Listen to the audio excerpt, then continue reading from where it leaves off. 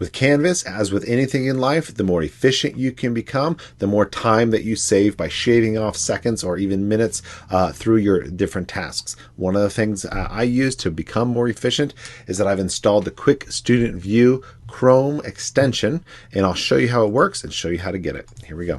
So if I'm just on one of my pages, and I want to see what it will look like to my student, the normal process is I go to Home, I click on Quick Student or the Student View, then I navigate back to the page that I was on.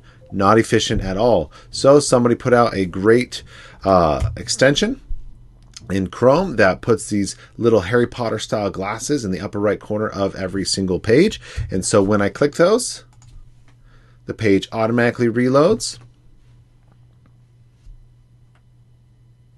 and puts me in student view. So that saves tons of time, tons of clicking. How do you get it? So I've created a short link. So it's bit.ly, bit.ly/canvas QVS, quick QSV, quick student view. There we go. And hit. And here is the Chrome extension. You just install it and you're good to go. Cheers.